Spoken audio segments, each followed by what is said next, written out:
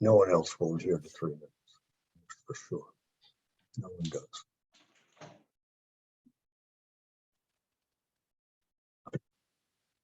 And is there? Oh my God. This is my parent. Jesus. Way on the way. Yes.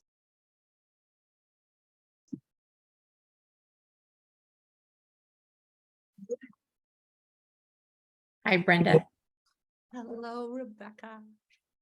So good Good to see you. Hi, Olha, Artur. Hey guys, Hey, Artur. how's it going?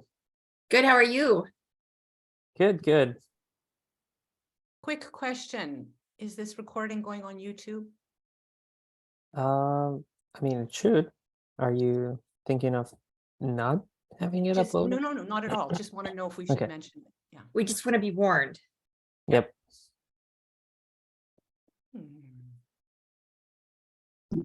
Not at all. So,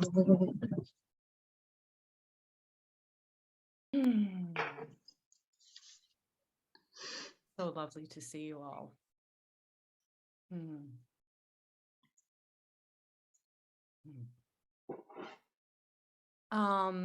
If you guys, first of all, welcome, and I would love to invite you to put your location in the chat so everyone can see. And maybe if you have any specific questions that you know coming in that you might like to ask during this call, that would be great. Sri Lanka.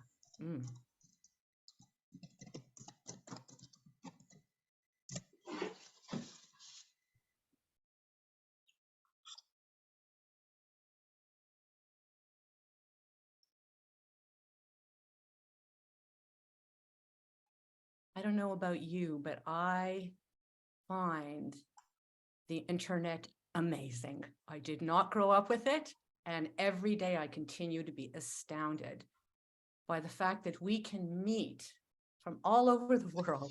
Right. It's outrageous. Agreed. Thank you. Can do amazing things. And do Yeah. incredible things. Yeah. And as far as I'm concerned, this is really, the best of the best in terms of this technology, what it's really meant for, to Yeah. connect people in this way.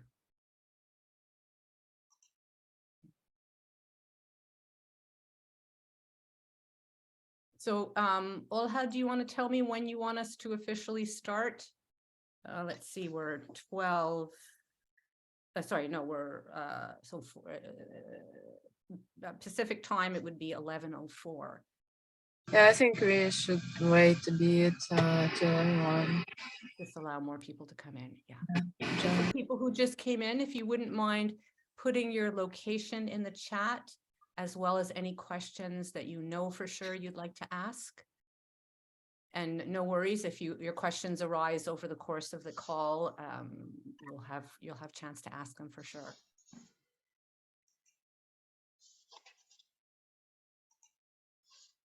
Yes, San Francisco, one of my favorite cities, sister city to my city, which is Montreal.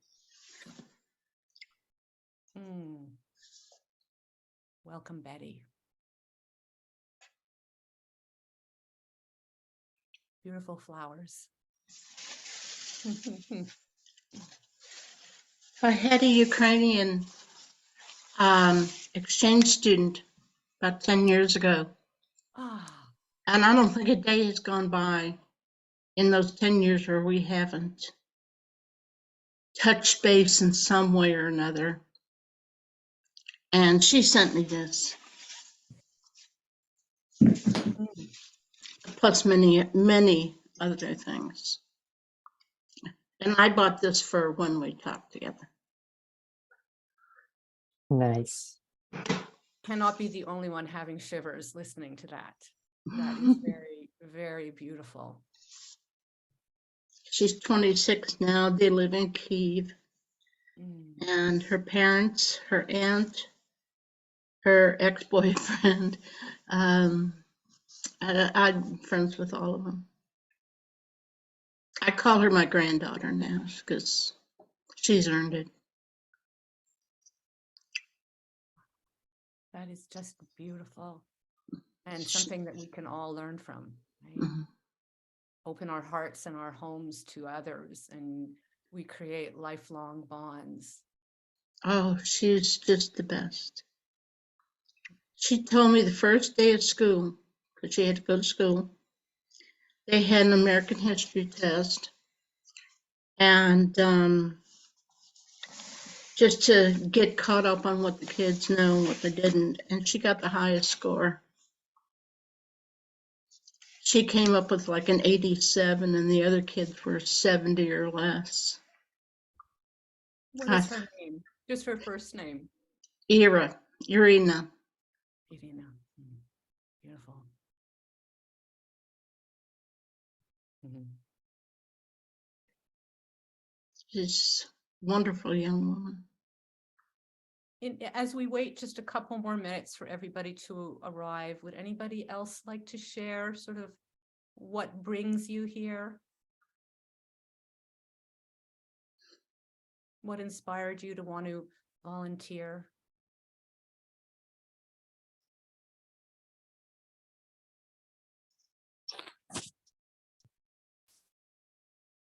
Don't everybody answer at the same time. Sorry, nobody can beat my story, I guess. That's true. That's true. It's a really That's a good good one. one for sure. All right, okay, Betty, I'm going to try, and I won't tell the whole story, but Okay. I didn't even realize it when I started volunteering with UkraineNow, but it sort of became clear after a little while. I am part Ukrainian. My grandmother, my maternal grandmother, grew up in what was called Russia at the time, but is now Ukraine. And she escaped for her life as a Jew and with her family, with whoever could make it. And it was very, very hard times. 100 years later, here I am with UkraineNow. And it feels incredibly healing to work with Ukrainians. It just does. It feels incredibly healing. And that wasn't my knee-jerk reaction at the beginning, but I grew to understand that for me, you know, for my grandmother, she might have been horrified to know I was here, but for me, so healing. I do need to add one more thing, is that my father was born there, so I'm first generation American on my father's side. He didn't talk about it. I asked him where he was born. He said Poland. And at the time he was born, it was the Austrian Empire. So, I mean, that changed so much. But he came here when he was, or his family came here when he was 7. But I've always had, I didn't know, I always thought I was Polish.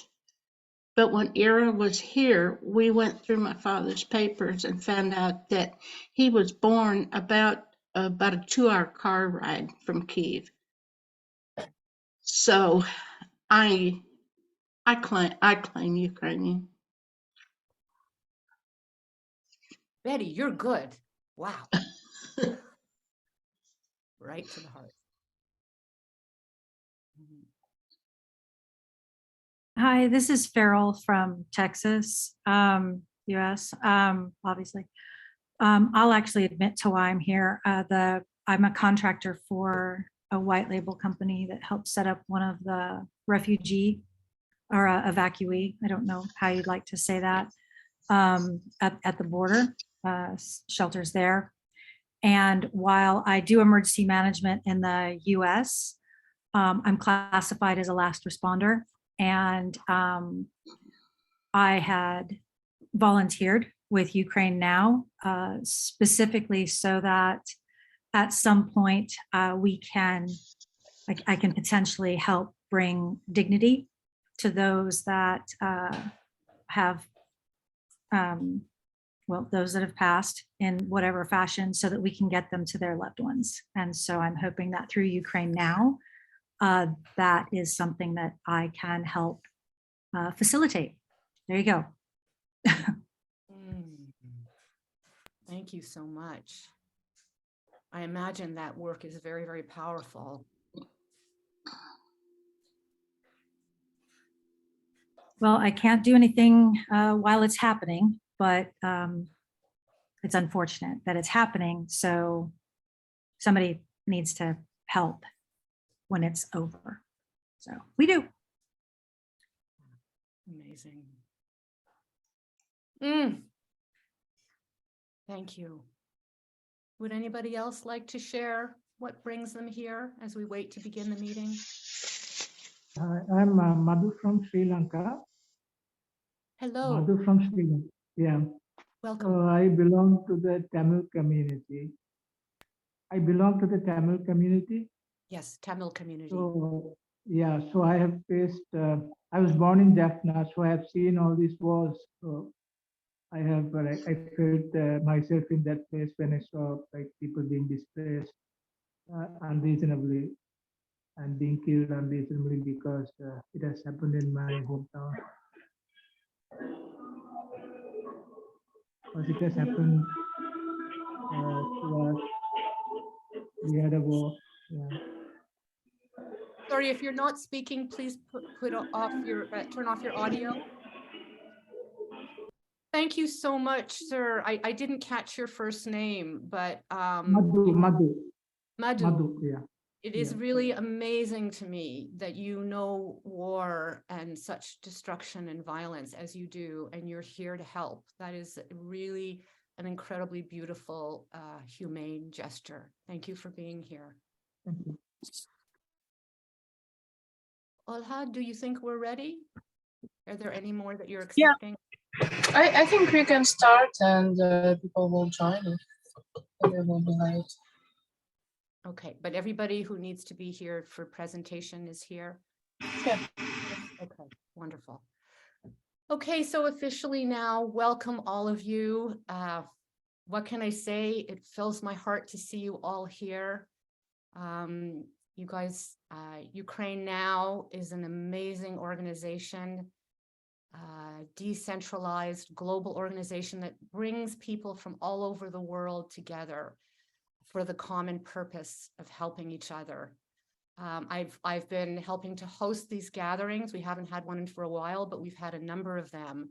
And I would say it's been a life-changing experience for me. In a time of such darkness, it is amazing to see so much light. And we are the light. There is nothing to me more powerful than to see people connect on such a deep level and to come together to help each other. And I really, really want to underline that point, that by volunteering here, it's all about people helping people. And I have grown to understand that in such times of despair, this is the antidote. This is how in a time of darkness we bring in the light. And this is really, you know, at the worst of times, the best of humanity. And as I've said in every gathering I've hosted in the past, as far as I'm concerned, organizations like UkraineNow are really the roadmap for the world. And we're all facing, you know, so many problems. Obviously, we're here for the invasion of Ukraine, but there's many problems that are plaguing the world, and we can learn how to help each other here. So I want to thank you so much for being here and for all of what you're doing. And I would love to introduce you to the man who started this all. I have amazing respect for you, Artur, and invite you to share a few words. Thank you, Brenda. And it's definitely been a while since we had these goals, and I really enjoyed them, and I'm super happy to reconnect with you all, whether you're here on the call or listening to this recording, because I know people will be. And I want to say thank you to everyone, both listening here or anyone who has been, you know, a part of this journey, however small or big the contribution was, whether it was your time, your donations, it all allowed us to gain that necessary momentum and build something that that keeps on giving and helping people. All the way from the evacuations and the chaos of the first months of the war, the housing help we did in the first months, to helping people in other countries, like the Mexican border situation, Mexico City craziness, to then helping refugees across the United States while still supporting evacuations in Ukraine and shifting the focus to humanitarian aid. All of these things, we had no clue how to do any of that. And you were not the only ones feeling like you were doing something you've never done. Like it was the experience for all of us. And I'm super fortunate to have met you all, to have had your support across this journey. And I think, you know, it's all those little actions that added up to the success of the organization and the impact that we've done and keep on doing. I think it's all about people, it's all about you, and the measure of the success, it can't be measured, because there are so many different small things and big things that we've done that, you know, we haven't even communicated probably the half of the things that we've done. We've done some things behind the scenes, you know, like building technology solutions for Ministry of Social Policy of Ukraine, even supporting them financially here and there on a couple of infrastructure projects, helping Ukrainian companies map out destruction of the cities, all kinds of different things that we've done. When people ask me to tell the journey that we've been through, to map out the core activities that we've been doing, we've just done so much. And I'm super proud of all the work that we've accomplished. And, you know, it's one thing for sure is that the war is not ending this winter, and it's going to be a very harsh period of time. It's already proven to be. Just yesterday, it was one of the biggest rocket attacks since the beginning of the war. And, you know, the fact is that more help will be needed. And even though people are burning out, donors are burning out, we're still here as people, and to the minimum we can organize, we can try to share resources, spread the word, and connect as many people to as many potential help vehicles as we can. So on that good note, I'll wrap up my intro speech. Thanks, Artur. And thanks for everything you do. It is pretty amazing to me, your strength and resilience, and I think you inspire all of us who know you. Okay, so basically what we're going to do now is we are going to hear from the on-the-ground team in UkraineNow, some extraordinary people who have been at this for a long time. I applaud you. I love you. I hold you close to my heart. People will speak one at a time, and then I think the question and answer period will be at the end. So please write down any questions that you may have, and and any comments you may have for people who are heading different departments. We're going to start with Vitalii, who is going to talk about logistics, and I hope I pronounced your name right. Yeah, that's correct. Thank you. Oh, and excuse me, before you start, Vitalii, if anybody would like to put on your video, it's so much, I know we're virtual, but it's so nice when we can see your face, if you feel comfortable or you're able. Thank you. Vitalii. Yeah, so it was a long way, but I'll try to tell you a brief history of our logistics activity. So we started in February and established the fastest way to deliver aid to Ukraine. Vans from Ukrainian side and one from Ukrainian side, one from Poland side had a meeting in a negotiated point at the custom zone between two countries and transferred aid across the border. And all needed documents and custom declarations had been carried in electronic format on call with dedicated custom officers.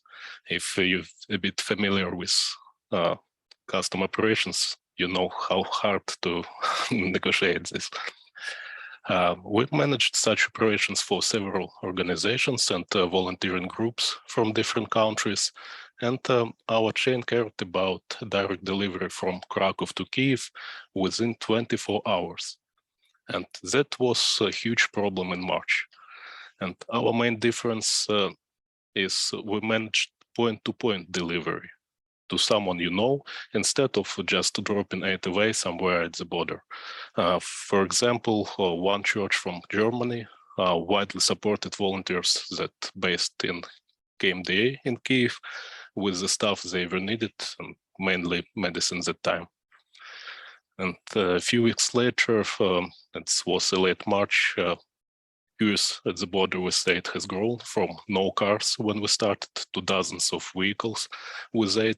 So we had to optimize the delivery process, and we did some calculations and found that the most efficient way was to use 75 seats buses to evacuate people to Krakow and deliver the aid on the road back.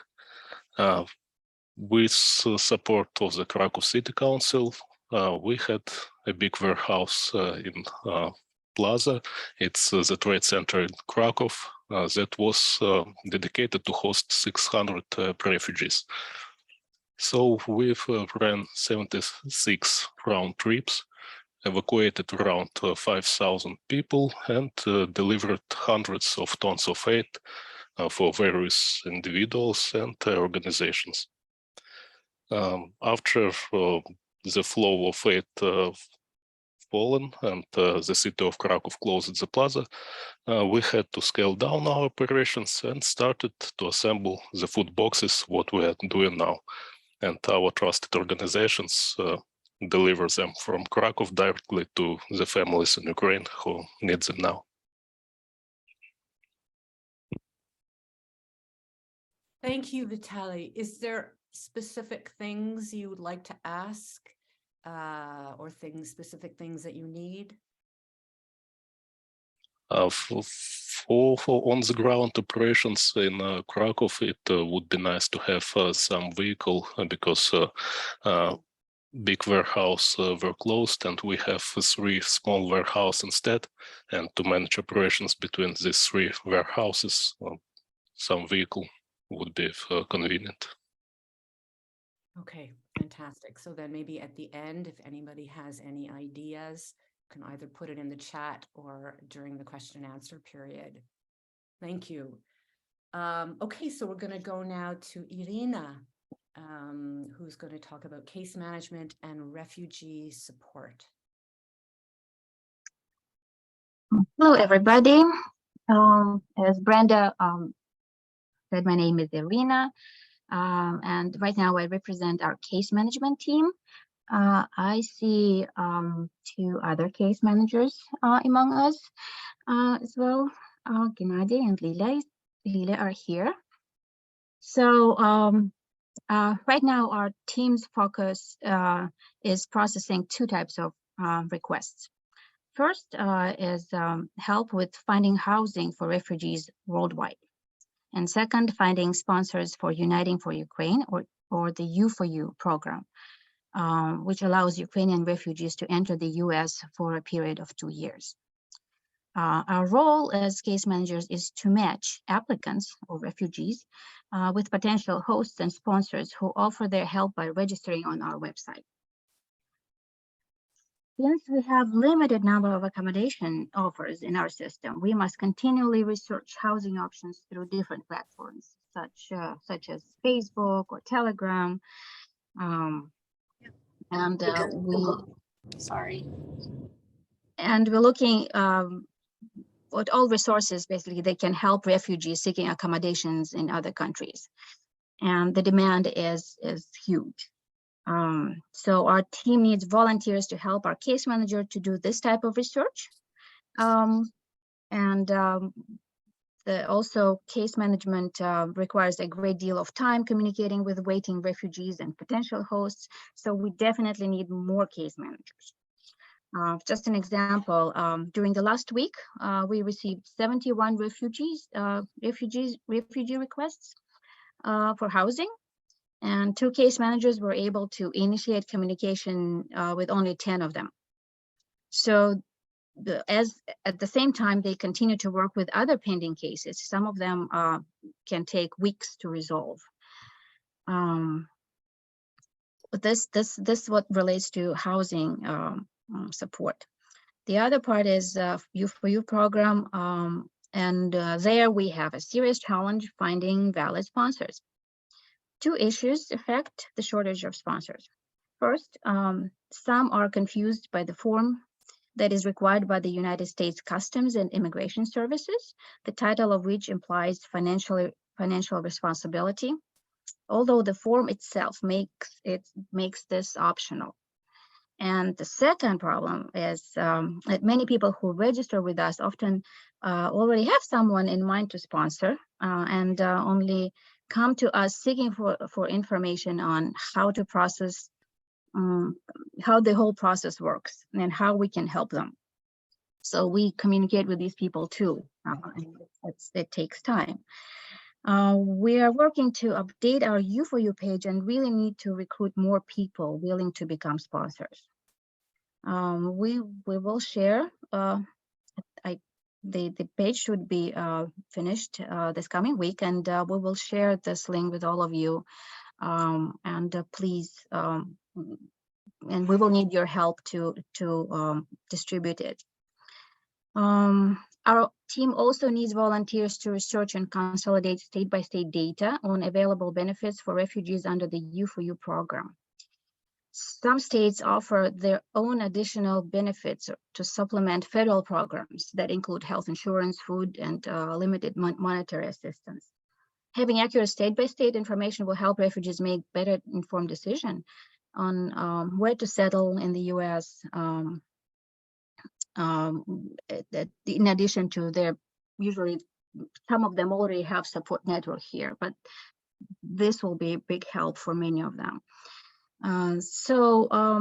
This basically sums up our team's role and activities, and well, we will be happy to answer any questions you might have. I also want to mention that that this work is of case managers is emotionally demanding. We get requests, we sometimes can't help people, so it's really difficult. And please help us spread the word. We need more people to help us. Beautifully said, Iryna. Thank you so much. You know, I want to put in just a little personal note that I have met over the months many people who have sponsored Ukrainians in many different countries in many different ways, and I have never heard a bad story. They may be out there, I've never heard it. There is something so incredibly you know, uplifting and enriching. Most of us, I mean, we all come from refugees if we're not refugees ourselves or immigrants ourselves, you know. We're all in the same boat. We're all part of the human race, and our families and ancestors have been helped by others. There's something incredibly powerful about bringing people into your home. And if you can't do it yourself, I have no doubt that most of us have heard people talk about, what can I do to help the Ukrainians? This is obviously a huge way that you can help.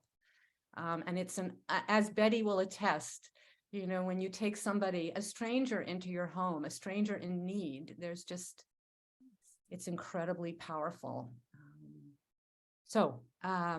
Thank you again, Iryna. We will move on to Iuliia. Yeah, Did I pronounce it properly? of course you did. Oh, good. Thank you. Yeah. Hi, everyone. My name is Iuliia. I am Ukrainian. I'm currently living in San Francisco, California. And here in this wonderful team, I do the operations projects coordination. And the word was mentioned, decentralized. And I feel like it becomes like pretty much our main description as an organization is that we are decentralized. We gathered overnight pretty much in the end of February, the first night of war. Well, I joined a bit later. I like to be late for meetings, so I took a day. And since then, well, the situation changed so much, and it keeps changing. And Artur once said that we are flying on a plane that we're still building. And guess what? It's still happening. We're still building that damn plane, but we are well in the air. And we observe. We respond, we adapt, and we change as the situation demands it. What we realized pretty soon is that we cannot do it alone. Not because we're small or young, but just because no one can. It's insurmountable. It's huge. It's ginormous. It's unspeakable what we are up against and what we are dealing with. So we build relationships and we engage partners. We help people on the ground to keep doing their work, to keep helping people in need. And we are there for them. And with your help, we are making it possible. I hope that on our call next month, I will bring in our partners and let them share the stories of their work and of their impact. Quick summary from me would be that thanks to those incredible people in Ukraine, in Europe, we did so much. We managed to get humanitarian aid to the very front lines. We managed to get people out of Eastern Ukraine from under the shelling. And that's, again, one of the situations that changes, like what Vitalii mentioned, that we started evacuating people from Ukraine to Poland when there was a huge demand and need for that. Now the demand has shifted to just get people from under the fire to anywhere which is at least a little bit safer. And our partners, charity fund Luti in Ukraine, they do several trips a week to Bakhmut and that territory. And mainly they help people who are struggle with mobility issues, who have health conditions, elderly people, all of those who couldn't live when it was safer or who cannot live on their own right now. And to those of you who are subscribed to our donations for evacuations, this is where your money are going. We will be posting more reports early next week because we just got the footage from the team. You will see how it helps. You will see that really every dollar matters. All of you who ever contributed your money, your time, your energy, you people are saving lives. There is no such thing as a small impact, not in this situation at least. Our partners in Kiev, in Lviv, Proactive Generation, Law for People, Volunteer 100 in Lviv. Those are the people who helped us with distribution of our food boxes and distribution of humanitarian aid. They are our last mile in our logistics chain. Right now, Vitalii, and correct me if I'm wrong, we have 100 of food boxes assembled in Krakow. They will be on their way to Ukraine in the coming weeks. Some of them will go to the southern part, some will go to the east, because people there, they struggle with basic needs. Yes, they need medications, they need hygiene supplies, but they also need food, something which is non-perishable, something they can keep without the need for refrigerator. And again, thanks to you, we can do it. Thanks to our partners, we can do it. We can help those people. And that's not the only types of partnership we are doing. And well, we are a bunch of techies, so we have some techie partnerships, but I have two awesome people here who are way more equipped to talk about that. And I would like to pass the word to Stepan Gorbunov, one of our first volunteers, my trusted buddy, and he laid the ground for a lot of processes and a lot of good things we keep doing. And he since then pivoted and did even more great things. And still stays in touch with UkraineNow, still helping us, keeping me sane, for example. So yeah, before I pass the word to Stepan, huge thanks to all of you who found time on the Saturday to join this call, to hear us out, and thank you for staying with us. You are incredible people. Thank you. Stepan, Yeah, over to you. Sorry, before Stefan says anything, is there any specific ask that you have? Anything that you're specifically looking for now that people here might be able to help? I just want to remind people that, again, there is no such thing as a little help. So we have a campaign we're doing right now with Law for People. We are collecting funds to buy the portable gas burners for the people in Kharkiv region, so they have the means to cook food and to stay warm during the winter. If you can share the link, post about it on your social media feeds, and just bring the awareness, bring the attention, that would be a huge help. And there will be more projects over January and February, so please let's stay connected, follow us on Facebook, Instagram. Let's stay in touch, help us spread the word. It really matters. One click really matters, it can make a difference.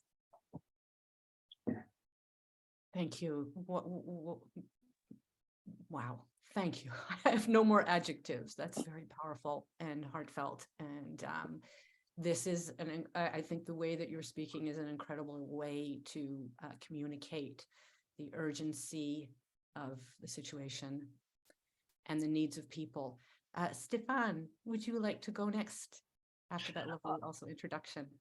Yes, thank you, Brenda. Apologies, I was off camera. My connection is a little bit unstable. And while I'm doing an introduction, Kate, could you give me the screen sharing capability? I think it would be a little bit more easier for people to digest information if I share my screen rather than just drone on audio for the next 5 minutes. I've already done it, and could you try? I don't think I have a button to share screen anywhere. Oh, sorry. Oh, sorry. No, You know, it's I was there. looking at the. Forget what I said. I was looking at a completely wrong thing. Gotcha. Okay. I think you should be able to see it now. So before we talk about what we have on the screen, Iuliia, thank you for the kind words. And I think majority of you haven't really met me. I joined UkraineNow pretty early. I think it was in the very first week of its existence, back when we were a very small team of just 700 people. And I think I joined like one day after Iuliia. I guess I've helped set some of the processes. Eventually, I've pivoted to working on the couple of projects that I'll talk about now, just due to some of my family obligations, etc.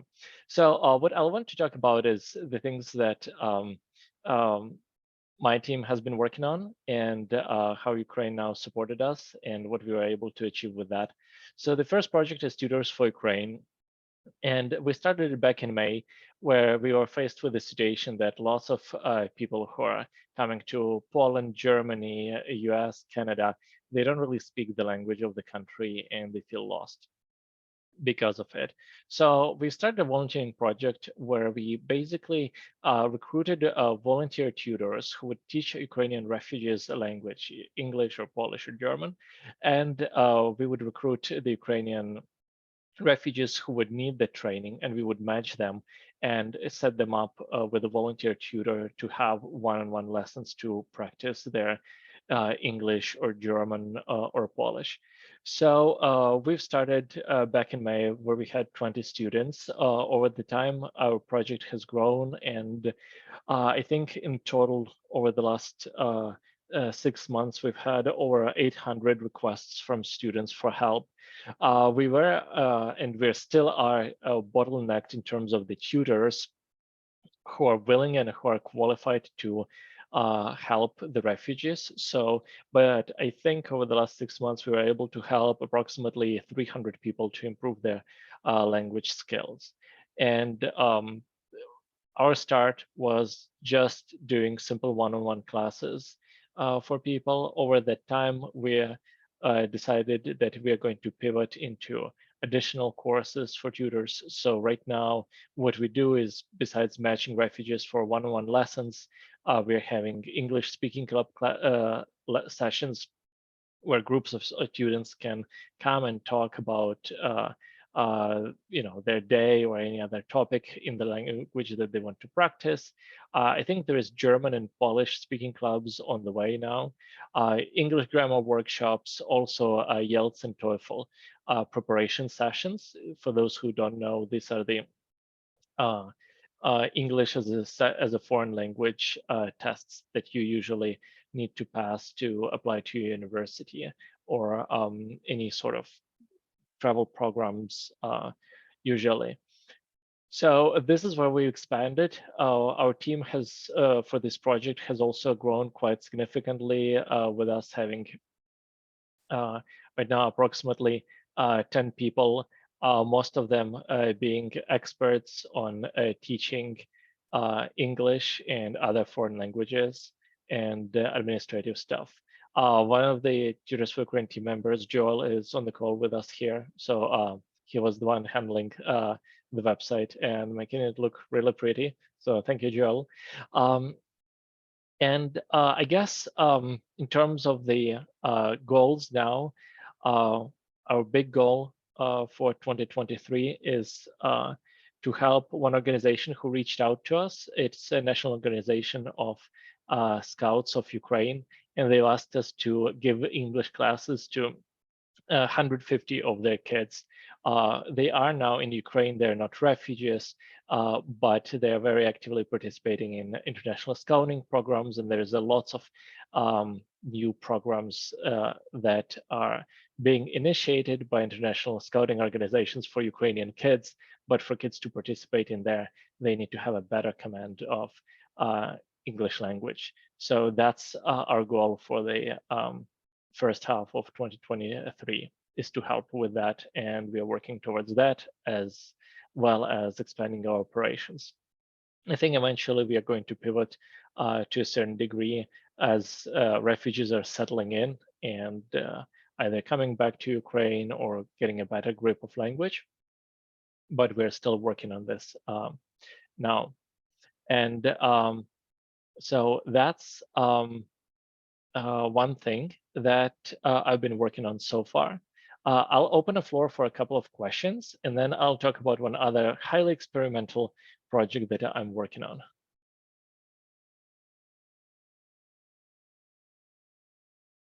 Would anybody like to ask any questions? Stepan, I think this is so brilliant. I think this is so brilliant. I want to say that. Hi, I have a question. Hi, yeah, this is Lilia. I have a question. How does one become a tutor, and do you guys recruit tutors somehow? I'm just wondering, does somebody has to be like an experienced teacher, or could someone just volunteer to maybe have conversations online, over Zoom or something like that? Because I know several people, Americans, who asked me how they could help, but they're just like these elderly ladies who kind of asked me how could they help, and I was just thinking that that probably would be a good idea for them if they could participate in the clubs or something like that, but they're not professional teachers. No, we do. So being professional teacher is not a requirement. Being able, to have a conversation and explain things is enough, because we have a wide range of students who are coming in. Of course, those who don't speak English at all, they will need someone who speaks Ukrainian or Russian to explain them things. But if they have at least some sort of intermediate level and need to practice, they can talk immediately with a native speaker, and that already helps. So if you go to our website, and I'll put it in the chat after my part is done, I want to volunteer as a language tutor. You just click the button, and it's going to lead you through an application here that you'll need to fill out, and then we'll reach out and maybe ask you for some additional information, and then match you with a student eventually. That process can take from a few days up to several weeks. And then it's really up to them kind of to meet their student, learn their what he or she need, and then proceed. So the requirements, mostly the requirements are to be on time, to have communication, to be, friendly enough and tolerate the fact that, people may have imperfect language skills. So it's not the professional teaching requirements. And of course, we have some of them, but they mostly work as advisors to tutors. So there are also opportunities for people who have never taught before to get a consultation and support from someone more experienced on how to do it next.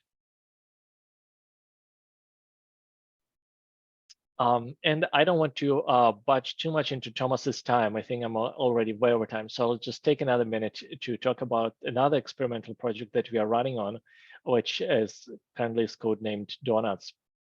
And this project has its goal to combat the weariness and exhaustion of donors when it comes to donating money to Ukraine for different causes. And the idea behind this project is that every donation that people are getting, as a thank you, we're issuing them a badge, as you can see here, for their donation.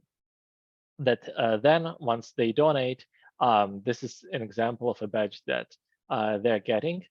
And this badge they can share on social media and tell their friends that they earned this badge and that they've supported this organization, and that, in that way, they can motivate their friends to do the same. And the reasoning behind it is that every donation, every help that they provide to Ukraine, every dollar is going to be remembered. It's going to be recognized by the charity organizations such as UkraineNow and others. It's highly experimental and it's still a work in progress. So we don't have any results on that yet, but I may be reaching out to some of you for your feedback and advice on this. These were the two things that I was working on. And I just want to point out that Artur's help and UkraineNow help has been immense. They were the ones who helped us set up all the IT and the database structures and the website for Tutors for Ukraine. They're helping us a lot with advice and IT on the second project as well. And you guys were also inspiration for me to do things that I don't really know how to do, but I'm gonna do them anyway. So thank you guys. And I'll pass the word to, I believe it's Thomas who is next.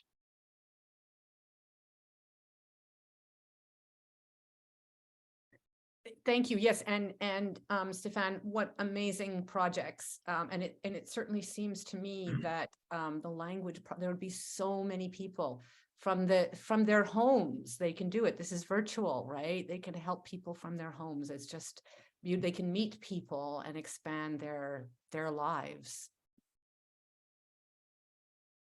Thank you for the link there for the language teaching project. So now Tom Desmond, who has, I think, been with UkraineNow almost from day one. What an incredible supporter you are. You help in so many ways. I admire you a great deal. Please tell us all about your MBA project. Well, first of all, it's good to see you back, Brenda. And these calls are great. We have to get them back on track, maybe monthly, preferably monthly, but no fewer than quarterly. I think it's great that people get together, and if nothing else, it's therapeutic, right? We get to vent a little bit. So yeah, well, and just on a business note, I think this group has done a terrific job building a company, a business, because that's the way you have to look at it. I know we're a nonprofit, and a lot of times that's a misnomer because nonprofits have to run like a business. They have bills to pay, they have obligations to meet, they have exposure to quantify, and all of these things, and the people on here have the bandwidth and experience to really measure that. So the longevity of UkraineNow is assured, I think, I'm convinced, because this group here has done a terrific job laying the infrastructure and to sustain the organization into the future, because unfortunately our services are going to be required for decades to come. And on that note, to just segue into the MBA program, there's about 6 or 7 of us have been working on that, and we're educating the teenagers and youngsters of Ukraine on how to run a business, how to plan, how to run a town, and even a country. And I think we've had moderate success, and hopefully it continues to grow. Anyone who wants to participate in that, regardless whether you have business experience or not, that's not important. If you want to participate, let us know, and we'll fit you in somehow, because everybody has something to offer.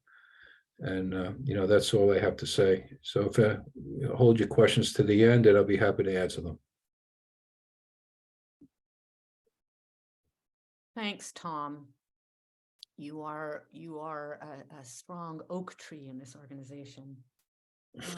So Anton is going to talk to us about tech support, NVIDIA, and Benevity. Yep. Hello, everyone. Let me share my screen real quick. Okay, so actually decided to slightly rephrase the topic of my talk to UkraineNow Tech Island, and Tech Island in quotation marks specifically, because even though we have a bunch of techies in the community and we do a lot of amazing job, I think the main benefit and amplification of our impact comes from all of the partnerships and like all of the projects that we're doing here. So I would like to just simply highlight a few like areas where I contributed to UkraineNow, or like touch those projects in some shape or form. So I will start with how we started this call. Like some people were sharing how they ended up being part of UkraineNow. So as for myself, I knew Artur before UkraineNow. I was part of the CoronaWide.org, essentially a proto organization to this one. That's why I kind of knew how it will operate, etc., that it will be like this unmanaged type of chaos, but nevertheless, it will still function. It will be able to deliver huge impact. And I knew that, so I'm about myself. I'm just an engineer at Google, so nothing fancy. That's why I like this technical side of operation. So when Artur reached out, like I think like the very first day of the invasion, that he starts UkraineNow.org, and it's kind of like similar to what was done with CoronaWide.org for coronavirus pandemic. I kind of knew like, oh, we will need like technical support from Google, at least, or Amazon, whatever, who will be able like to support the community, that we need server credits to run some projects that we'll be building, etc. So at first we started, I think like first few weeks, we were running on some credits that were part of the grants that CoronaWide.org was receiving, but we quickly were able, through again, community effort, people knew somebody like who to reach out, etc., points of contacts in those companies, we're able to receive 9K grant from AWS, and we were able to receive 15K grant on GCP. And since then, we're using those funds for all the projects we do. We also got tremendous support from NVIDIA. So NVIDIA donated one of their like commercial grade workstation called DGX. It kind of looks like just your regular desktop computer, slightly bigger, slightly heavier. Artur could speak about that. He was the person moving it around a little bit. But it actually has tremendous computational power that, again, it's not like UkraineNow, we need deep learning workstation, but some of our partners need that. And we're able to support that. I will show you some highlight examples on that. Also, very early on, since I was part of Google at that time, I kind of knew that in order for me, as a just being an employee at Google, in order to donate to UkraineNow, to take the benefit of corporate matching donation programs that most of the tech companies have, UkraineNow should be part of the Donavity.org platform. And surprisingly, I was able to add UkraineNow relatively quickly. So I just want to highlight here that, like, if you think you're just like employee of some big company and you don't have any pool there, etc., it's actually turns out, like what I learned is that it's relatively easy to get corporate resources for the right causes. The moment when you do something great, other people would love to help in any shape or form. And I have a bazillion of examples that unfortunately I don't have time to speak about them. So just keep in mind, even if you're just a worker at some company, like figure out like how that corporation operates in this impact environment, and see what resources they provide, and definitely bring them to UkraineNow, because even if UkraineNow doesn't have a specific project to benefit from those resources, we have plenty of partners that could benefit from it. So let me jump a little bit into how we used GCP credits so far. So this is just like a list of some of the projects, and this is like not a full year, but still you can see the numbers are pretty big. And let me just go through a few prominent examples. So UkraineNow.art is a GCP project that runs for verification of people and the process of onboarding that we have. We actually have a dedicated instance from Artur, our partner, that does this background checks. So we have it technically like not on premises, but running on our cloud infrastructure. And it's kind of expensive, but still Google provide those resources and we benefit tremendously as a community from it. Now, the next project is Ukraine-Hilfe Berlin. This is an NGO based in Berlin that I also help the people there, and some people from Ukraine-Hilfe Berlin help UkraineNow in terms of technical support. Now, this project is powering up their website, and that NGO was founded in 2014. It's pretty known in Germany, and throughout this year, they were able to fundraise almost 4 million euros. And they were able to do that only because UkraineNow was able to support through technical infrastructure, and their website was not crashing. So initially it was crashing with their previous infrastructure, and we simply like overtook their website, and they were able to do a tremendous job. They mostly focusing on medical supplies and like equipment, and also helping like essentially all of the people in Ukraine who end up in hospitals in Berlin, they support them. UkraineNow RPG is a big example as well. I will show you more in details, etc. So you can see there are a bunch of projects that we support, but for me, every project is not just like, oh, that company, or that partner. It's mostly people, very specific people that you know personally, and then through them you do a lot of impact. Now, another example of how UkraineNow get a tremendous impact just from being this middle ground or tech island for some of the partners. So we had this first example of how we could leverage open data infrastructure. So UkraineNow, through UkraineNow, we were able to get APG support from Google. And then as a result, Hedo Pomoga folks, that team was able to power a widget on the governmental website. So let's go to that website. So as you go, it's Ministry of Social Policy of Ukraine website, so gov.ua official one. And we have here a very cool interactive widget that you can go, for example, check Chernihiv region. This is my homeland. And if you scroll all the way down, you can see that it was done with the help of UkraineNow. So you can see as a brand, we were in a very good prominent places. Hold on, how do I get back on track? Okay, another example of NVIDIA project that we have. So as I said, it's not necessarily that we need to have like deep learning expert or anything within UkraineNow. We partner up with people like that. So we partner up with mirror market folks that they do UADamage.info website is their project.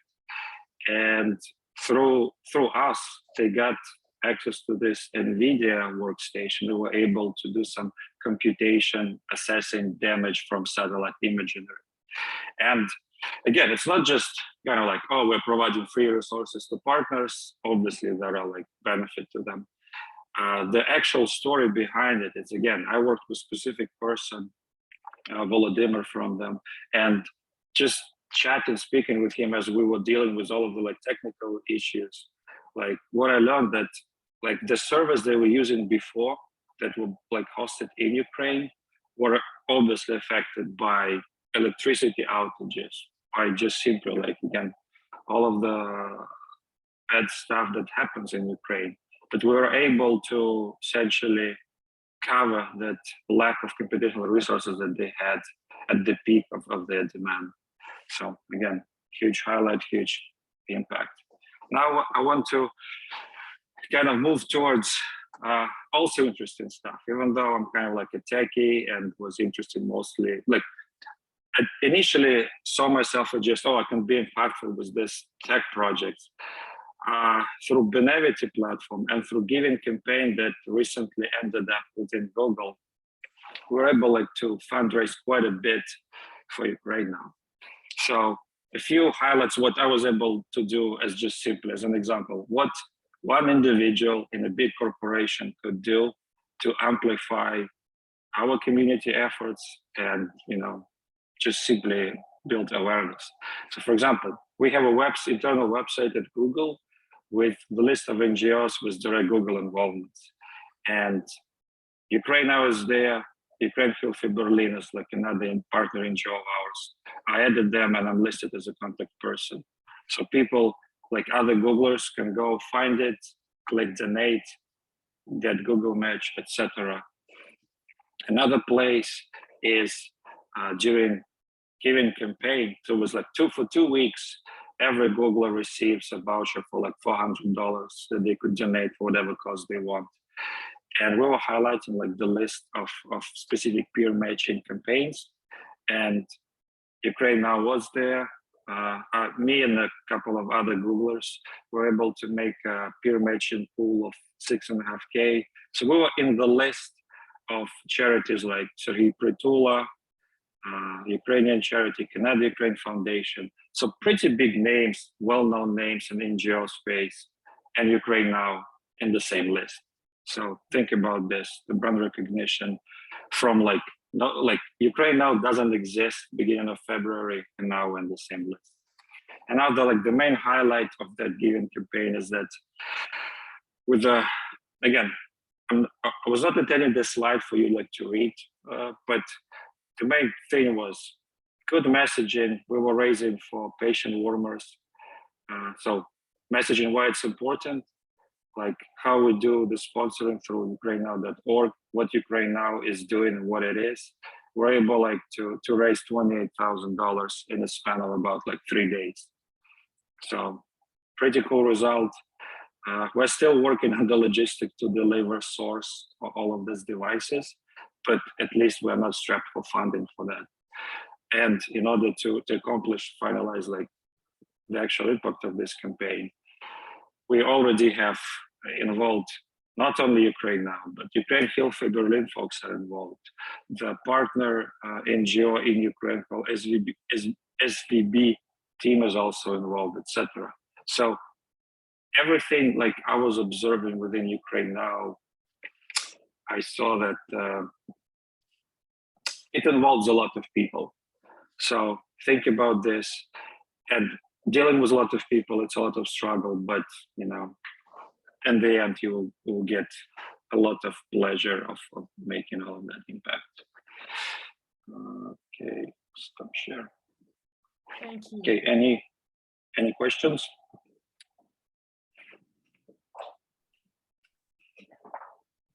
Yeah, I just want to add quickly about the patient warmers project and why it is important. Well, I never knew that this thing existed till Anton told me about it. So that's a little device which is used in field hospitals, in portable operation rooms and trauma rooms. And especially in the cold month, this is used when transferring the patient from one place to the other to keep them warm, to prevent hypothermia. And basically it helps to save people's lives, to help save their limbs. So a little cute device, but makes a big difference. So Anton, thank you so much for pushing it forward. Great campaign, great efforts. So now we're sourcing the devices and we'll be delivering them to Ukraine. Yeah, and about the Benevity, a lot of companies who do the corporate matching, who do the social good, social impact, they use this platform. So maybe the company you are working for is using Benevity as well. So just so you know, you can find it there. We'll have our projects published there. So tell your colleagues. Another quick word about Benevity. It's definitely like a lot of companies in Bay Area kind of use them, even though it's also a little bit painful to work with Benevity, but after you kind of like the workflow is set up, it more or less, you know what to expect. And I think I run into a couple of examples when you speak with people from, you know, they work for some company, you tell them about UkraineNow, tell about like projects, etc. And then they will ask like, oh, are they on Benevity or not? And you kind of like, yes, they are. And then boom, you have a person donating a couple of hundred. So like I had 2 or 3 examples like this. So definitely use that as well as Benevity is kind of a badge for NGOs, I would say as well. And we have that badge. Thank you so much, Anton. Amazing work. Great to sort of see everything broken down and to really recognize how, you know, one person can do so much. And sometimes just asking is, you know, people are often afraid to ask, and you'd be amazed what can happen when you start asking. Thank you. And okay, we're running a tiny bit late. I'm so happy to introduce Alina. Hope you're doing well, Alina, and can talk to us about social media, hugely important piece of the puzzle. Hello. Hi, everyone. So good to join you today. I'm sorry I'm without my camera. I'd love to actually turn on the video, but I'm without electricity. And as you know, many people in Ukraine struggle without electricity since October, when Russians attack the infrastructure on a weekly, sometimes daily basis. And I don't have the right to complain because like people on the front line have been living without gas, without water, electricity since the very beginning of war. So social media, like for us, for Ukrainians, during war, social media has been the fastest way to tell the whole world what our life is today, what's going on. And for UkraineNow, it's actually the fastest way to react to those events. And as you know, as many people shared on this call, UkraineNow gathered a massive amount of resources, of volunteers, and all very skilled people who are willing to help with anything they can. With that support, with that effort, initiatives and humanitarian aid reach people in Ukraine like in a matter of days, weeks, instead of months. And you can imagine the impact of all of that effort that is still going on. That's thanks to people who act, and acting, that can be anything. That could be a donation, that can be a like, a share, or like joining with your own skills. I remember when I joined UkraineNow, that was, I believe, in April, and I was a bit like confused. I didn't know how to help. So I started helping with content, with social media. Today, I struggle a lot to stay online, and I can't make the same impact for UkraineNow. But what I learned that when I don't have the opportunity to help, but I have a will to do so, I simply share the words of other people, because this way, people who can act, they will see this call for help. So as you see, like the more resources we collect, there are so many talented, skilled, and powerful people that work every day on making that impact happen, on making it delivered to Ukraine like in a matter of days. So I would say like over this time, I learned that the power of words cannot be underestimated. And it gets me so inspired to see how people from like 1,000 miles away supporting Ukraine, caring for us. And that really changes like the way I think. I really believe that I'm not alone in that, and many people are not alone when we are facing so many difficulties in our daily life. So thank you everyone for joining, everyone for supporting us. And if you feel that you can just do a bit of help, like it doesn't matter what that can be, like if you can join with your skills, with your time, or even by like sharing or liking, trust me, that makes a huge difference. Thank you. From your heart to ours, Alina. Is there anything specific aside from what you just mentioned? Any other way in terms of generating more content for you? Anything like that that you could ask us? Yes, I'd say we do need people who can write. We do need people skilled with social media, with marketing. Yeah, that's something like as you saw on this call, there are so many initiatives going on, and we'd really need people who could help us spread information about that. Wonderful. Thank you so much, Alina. Stay safe. Thank So you. now we have Chris. Chris, would you like to say a few words, please? I noticed that you posted a project. He just messaged me that he's sick with flu, so he cannot Can't talk. speak. Okay, that's what I thought. Okay, it's so nice to have you here, and hope that you get better soon, and thanks you for all your amazing contributions. Okay, so questions, suggestions, reactions. Betty, big heart. Thank you. Yeah, can you hear me, Brenda? Yes, Is Vitalii still on the line? yes. Yeah, Vitalii, have you looked into leasing a truck rather than buying a truck? Does it make a difference? Because this truck we need to cross the border from time to time. We can't lease it.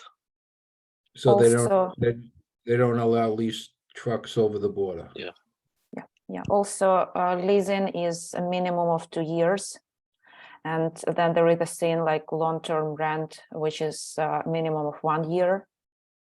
And we do not own the vehicle. Let's say if we own it and something happens, we no longer need it, we can donate it to the other organization, we can sell it and donate money or spend them otherwise. With leasing, we cannot do it. But the main implication is, yeah, what Vitalii said is that leasing contract prevents you from crossing the border, because it's insurance liability. And the second one is that the leasing minimum term is 2 years. So if you did, Vitalii, if you did buy a truck, can you do it? Can you finance it, or do they want the cash all up front? They will need upfront usually.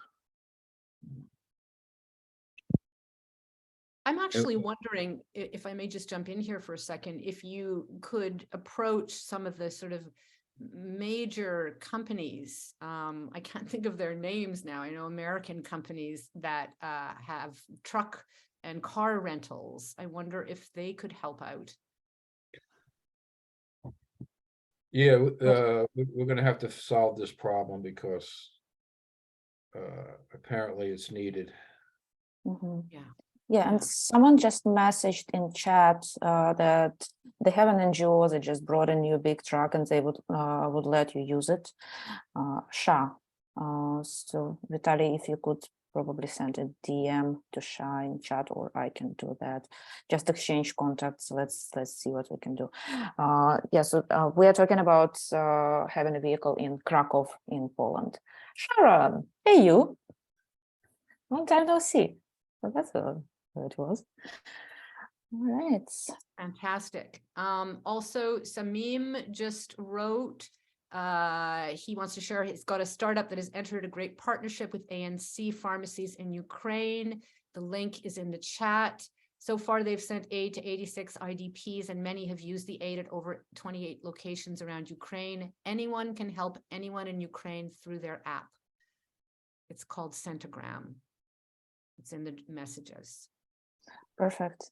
And we will collect all the information shared during this call, like whatever you posted in chat, our current projects, the contacts of the team leads you met on this call. We will do a follow-up email. We'll make sure you have all the contact information. You have a summary of needs and projects. Yeah, let's keep talking. Yeah, and I just want to add one other thing to reinforce what Iryna mentioned, is that I participate in most of the operations calls, so I have a sense of what she's going through. It's very complicated, this case management stuff, and she really understated the difficulty of it. It's very complex. And the reason I'm bringing it up is that the demand for her services is really going to explode the way things are going. You know, people are going to be looking for homes, and you know, I don't know what the solution is, but the paperwork is a bit cumbersome. She definitely needs help.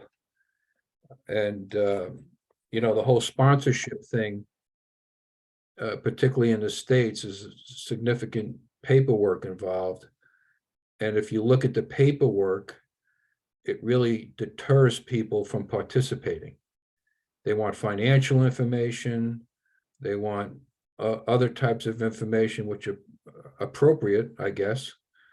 But you know, the task that Iryna has taken on for the organization and for the people of Ukraine, you know, any way we can support her, we really should.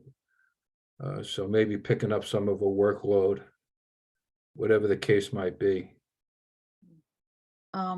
Yeah, thank you, Tom. And I'm sure Lila and Gennady, if they want, they can share their experience as well. That's, yeah, it's not, there are a few of us who right now handling cases, and we're all volunteers, and we can only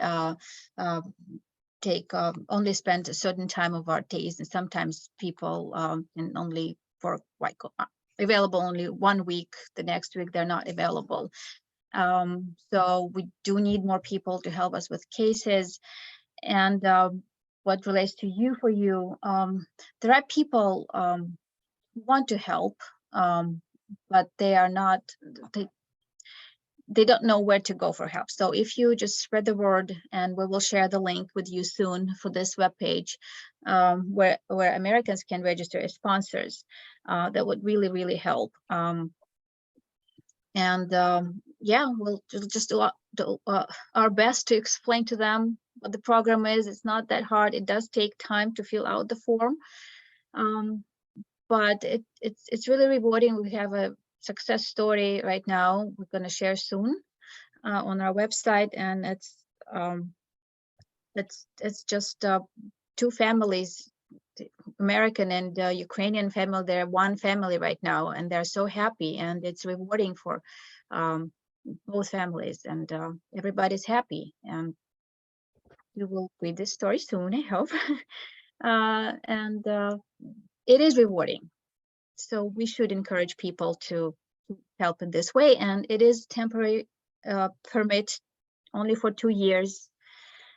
So it's a temporary shelter for Ukrainians for now, as it is now. We don't know what will happen then. And housing in Europe is also challenging, finding housing for people in Europe. So also just providing information for people when they file their request for housing. Often they need a lot of more information than just housing, and they don't know. They need to know benefits. They want to know how they can get to certain countries. So it is helpful to have people who can at least communicate with refugees and provide, if not tangible, but moral support for them to go through this journey. So it's important. I don't know, Vitalii, Lila, you want to add something? I don't know.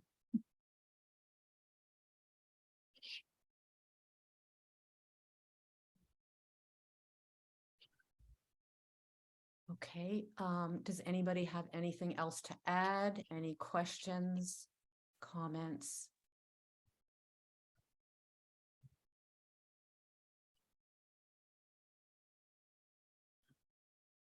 You guys are doing amazing work. This is hard.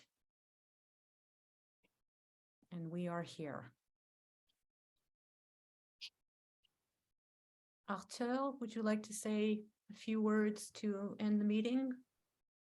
Yes, absolutely. First of all, thanks everyone for joining in and staying for the rest of the call. You know, there was a lot of information, a lot of things that are still going on and spreading into many directions. There are many people that haven't joined this call that are still active and doing the work on the ground and helping. I'm looking forward to also inviting our partners to tell their stories. We've seen so many amazing organizations, and we're aiming to improve our ability to support these organizations. As you know, we are very decentralized. We're able to pull different people, different resources from all over the world. Not that many organizations are able to do that.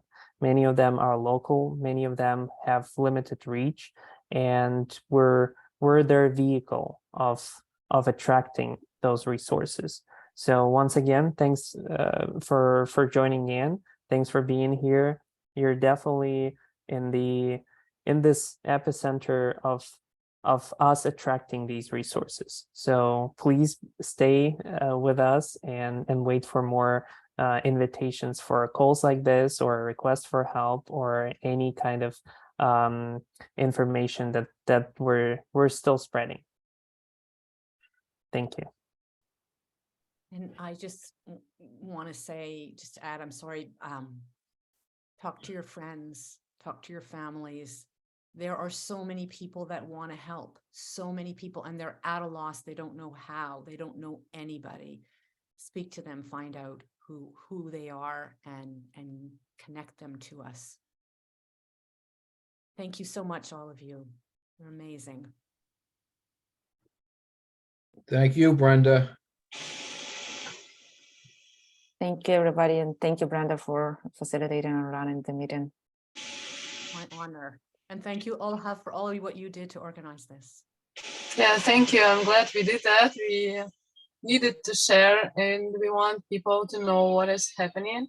And I will make sure to send for everyone just a quick summary and just a list of points how you can help. And you can also always ask a question, and I will put a form for that, and you can contact me. Betty, did you want to ask something? No, I just want to say I'm going to go ahead and put a Facebook fundraiser up. I'm not sure, you know, they always want you to set a goal, but I'm not sure what to set. But yeah, I just posted a link there for support.ukrainenow.org. So it shows what we are doing. So you can pick whatever you want. You can fundraise for the food boxes, or for the evacuations, Well, I or was for the thinking for the winterization. gas heaters. For the gas heaters, use the main link, fundraise, like for the information, the links that Chris posted, and Yeah, we that's will what I wrote send down. it in the email. And great reminder, actually, individual fundraisers on Facebook work great. What do these gas heaters cost individually? With the filled tank, I think it's 5-liter propane tank, it will be about $100. Oh, okay. A piece, and it will last for almost a month if you use it daily for cooking, so it's a month. Okay. All right. Thank you. Thank you so much, Betty. And yeah, let me know if you need any more information or any help. Yes. I'll put my email in the chat here. Okay.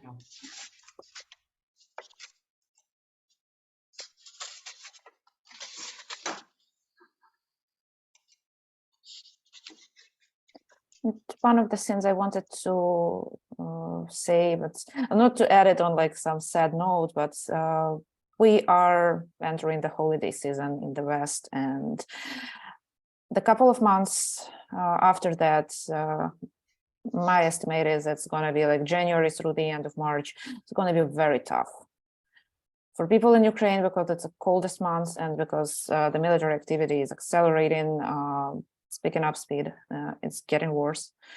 40% of energy infrastructure in the country is destroyed. In some regions like Odessa region, 80% of energy infrastructure and energy grid is destroyed. It's impossible for them to restore it. So, and we are entering this like post-holiday slow season in terms of fundraising. It's going to be tough, guys, for all of us, for every NGO, for every project that we are running. So that's why I'm not asking for money right now. I'm not asking for donations. I am asking you to spread the word. You see something in the news, you see the project you like, organization you trust, tell your friends about it. Every little helps. And there, as I said, there is no such thing as a small impact. Ukraine is not on the first pages anymore. We are not on primetime TV, but the help is still needed. And it's with your help, with your social channels, that we can keep the attention, that we can build awareness, and that we can bring in more help to people who need it most. I think the winter months, it's a very powerful image, and for anybody who lives in a cold country, you know, the other day we had the power turned off for 12 hours, and all I could think about was the people of Ukraine who are losing power and who go a lot longer than 12 hours. And I wonder, sometimes I think about, you know, how to open people's hearts and, you know, make them, you know, invite them to think about what it might feel like to not have electricity, to not have heat in the dead of winter. So there's something, I hate to say it, but there's a drama there that people can try and relate to that might help with fundraising. And I think, Betty, it's a great idea to focus on, you know, these heaters. So however we can, you know, use the human story, I think, is what gets to people a lot. What gets them to open their wallets. And you are such a powerful speaker, Iuliia. Wow. Can you tell it to my mom, please? Yeah, with pleasure. With pleasure. In fact, that's an idea, right? Maybe a campaign. I don't know if Alina is still here, but maybe a campaign of just one person at a time, just saying, I am freezing, I am hungry, I am, you know, very, very basic needs in the dead of winter. This is not a campaign that would happen in the middle of summer for December. You don't have time to plan like that. It's like happening now. The urgency is the message. So just let me pile on to what Julia said. And again, I don't want to end on a negative note, but I think it's important since it's been brought up. The Russian general that has been put in charge, this is his plan. And his plan is working. So it's he knows what he's doing. And they're not going to give up. And living in New England, I always ask Julia and Kate, you know, what's the weather like? Is it like in Boston? And it's even a little bit colder than Boston. So it's not going to warm up, particularly for the children, until the end of April. Okay. Yeah. So the strategy that's unfolding is very carefully planned. They've done it before, and they're being successful at it. Like I think Julia said, 40% of the country's out of energy, and it's December. And what happened in Odessa can't be fixed, and it's only December. So we're in, this is a long, long haul here, particularly in the next 4 months. Yeah. But hey, we're helping. All of us. Yeah. Even being here, guys, you are helping. So if we can get Seeing- back on a call in a month, that'd be great. Sorry, Julia, Yeah. I didn't mean to interrupt you. I think we need to do this every month, at least through the end of April. Yeah, yeah, absolutely. And maybe reach out to the, the community at large, because Yeah. in my experience hosting these gatherings, there's lots of people in the right moment. They're there and they're ready. And if they don't get something to do quickly, they'll turn in another direction. So having regular gatherings can help, and having people there to connect them to each other. Yeah, and the other Connect the thing, helper to the person. somebody made the comment that there's no contribution too small, and that's very, very true. Yes. Very true. Yeah. And another thought that I had to sort of Mhm. counterbalance the horror of what you're talking about is how, it seems to me, I'm in the media, and it seems to me that Ukrainian people at large are looking rather heroic to a lot of people, and kind of pointing the way, showing us how to stand up for yourself, for your country, for your families, and in a way that's very, very powerful. And I think maybe that's something else, that message of Ukrainians, and it might be harder for you yourselves to do it, but the message of the heroism, the message of how you guys have gotten together in an extraordinary way that I don't think we've ever seen in the history of humanity, how you've gotten together and mobilized, how you help each other, what you do. I mean, this is really powerful stuff. And again, as I said at the beginning, this is the roadmap for the world, because we've got we've got the climate emergency that we're dealing with, that everyone is dealing with to different degrees. And we need to learn to care for each other and to work together. And that's what you're doing. And I think that's also, a powerful message to put out there. Yeah, and on that note, Brenda, there's, the Western world, the non-Ukrainian world, there's no excuse not to support Ukraine. None whatsoever. They have to be supported. They have to be given the tools to win. And they have to be given the humanitarian effort to keep the children, the elderly, and the wounded alive. But there's no excuse not to support Ukraine. And I think we have 6,000 volunteers, and we really have to make an effort. I think if there's one thing we should focus on immediately is getting our message out and re-engaging those volunteers, because they're our soldiers. They're the ones who are going to pick up the phone to the congressman in Washington or the parliament member in Great Britain, wherever the case might be, the Knesset in Israel for the Iron Dome. They're very important. They're more important than the person writing a $5,000 check, because politicians respond to engagement from their constituents. But there's no excuse not to support Ukraine. And, those of us who are not Ukrainian, if we're at parties or gatherings and you hear the pushback that I'm starting to hear more of, that's my comeback. There's just no excuse not to support them.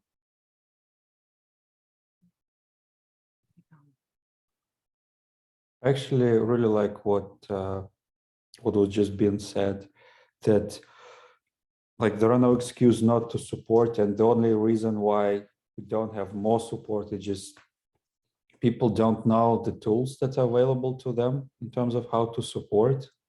And this is what kind of should be the prominent message. For example, like right now, we are in given this challenging circumstances, there is very easy messaging, like just what I was able to do within Google Given Week was very simple message, bring warmth to Ukrainians. Everything else was just details that I'm not even sure people were reading, right? But at first this was like, the whole setup was this. People, it's Given Week, everybody is encouraged by peer pressure to donate somewhere.